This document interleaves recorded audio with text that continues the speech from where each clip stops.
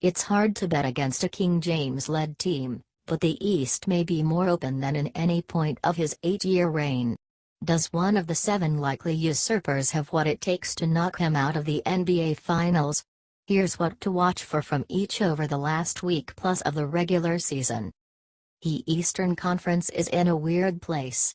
Despite the Cavaliers' trade deadline additions, LeBron James's team is still more vulnerable than it has been this decade. And yet, with only 9 days to go in the regular season, no team has solidified itself as the front-runner to take down LeBron. The Raptors are slipping.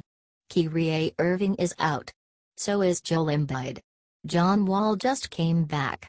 Giannis Antetokounmpo and the Bucks don't look ready. Neither do the Pacers.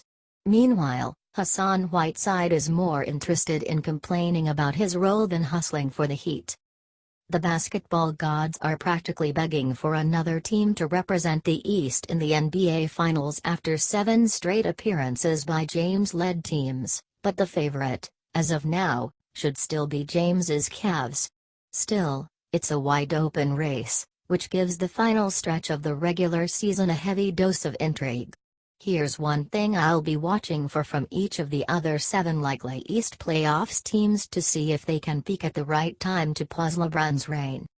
Toronto Raptors. 55-21, first in the East. This is arguably the most important week of the regular season in Raptors history. The number 1 seed is at stake, and their 2-game cushion over the Celtics could evaporate. Toronto has a back-to-back against the Cavs and Celtics on Tuesday and Wednesday, then it hosts the Pacers on Friday. The game against Boston will determine the tiebreaker for the 1 seed. The scary part is that the Raptors have struggled of late, dropping 4 of their past 7 games. They just squeezed out wins against the Nets and Mavs toward the end of their recent 11-game win streak. Toronto has occasionally fallen into old bad habits and gone stagnant offensively for at least one extended stretch of the game, a worrisome trend considering its past playoff blunders. But the problem isn't the offense.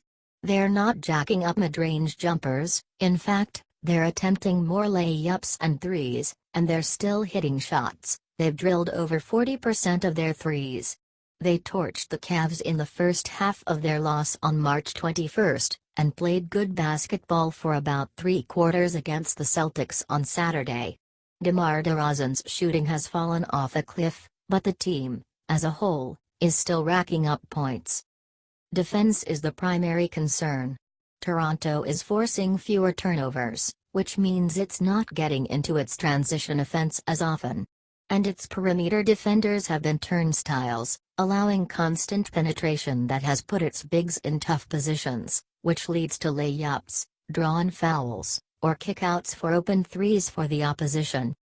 Jonas Valanciunas has turned himself into a competent defender by improving his footwork and positioning, and Jakob Poeltl is one of the more competent young defenders in the NBA. But neither is an elite rim protector who deters defenders from penetrating. Nor is Serge Ibaka, who is a total shell of his former self on defense. Opponents are attempting 36.8% of their shots in the restricted area against the Raptors over the full season, which ranks as the second most frequent rate, per Cleaning the Glass. The Raptors post a 115.7 defensive rating against offenses ranked in the top 10, according to data from NBA.com's John Schumann, compared to approximately 99.6 against all other teams. In other words, they've gotten beaten up by great defenses, and returned the favor against the average and bad ones. DeRozan in particular leaves his teammates out to dry with either poor effort or plain bad positioning. Jason Tatum blew this dunk, but the fact it was wide open is what matters. DeRozan too often doesn't display an understanding of the situation on the floor. Al Horford runs the dribble handoff with Tatum, which means his defender, Pascal Siakam, can't help into the paint. DeRozan needs to fight harder to get back into position, otherwise it results in those open cuts.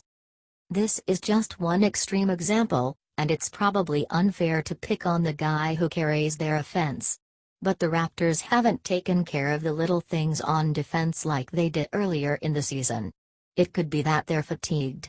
But it also could just be, as the data suggest, good teams are simply able to pick on them by exposing tendencies or weaknesses. Dwayne Casey has strong defensive lineups he can use. Siakam is a gritty, versatile defender. Poeltl is a better rim protector than Valanciunas. OG Anunoby is a versatile forward. Fred VanVleet has been a revelation with his hard-nosed play at point guard. But if Casey prioritizes defense in his lineup, then the offense becomes an issue. The Celtics were able to go zone against the Raptors because Poeltl doesn't need to be guarded on the perimeter when Toronto runs handoff sets out of its motion offense, and you're bugging Siakam, a career 21.1% three-point shooter, to shoot.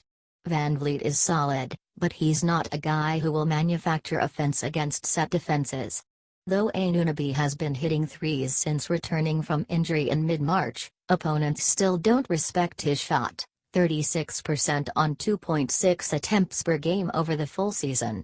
And here's the major issue facing Toronto if it ends up facing Cleveland in the playoffs: either Siakam or Anunoby needs to defend LeBron, because no one else on the roster is physically equipped to do so. Casey needs to figure out the right combinations before it's too late. He's been experimenting as of late, mixing in Norman Powell a bit more despite his struggles. It'll be interesting to see if he finds a new group that works, or quickly reverts to the lineups that have been most effective throughout the season. But it's hard not to be worried that the Raptors peaked too early, or that maybe they aren't what we thought they were. Boston Celtics 53-23, second in the East. Jason Tatum's role has evolved during Irving's recent 9-game absence. Celtics coach Brad Stevens has put the ball in Tatum's hands, and Tatum's usage rate has jumped from 18.7 to 24.7 in that span as a result. The number 3 overall pick has been the go-to option on more out-of-bounds plays, and he is running more of handoffs, isolations, and pick-and-rolls. Tatum's scoring efficiency hasn't declined, either. He's scoring 1.01 points per possession in the half-court over this key relay stretch, per synergy, after averaging 1.01 before it. The Celtics are getting what they need from Tatum. And the rest of their roster has risen to the occasion, too. Marcus Morris is healthy and has stepped his game up as an isolation scorer and three-point shooter. Terry Rozier is playing more two-way basketball and providing a scoring kick. Boston's next man-up mentality is working up and down the line. What I'll be watching for from here are the little things, like Aaron Baines's shooting. The Celtics will utilize Al Horford at the 5 frequently in the playoffs, much like they did in Saturday's win over the Raptors.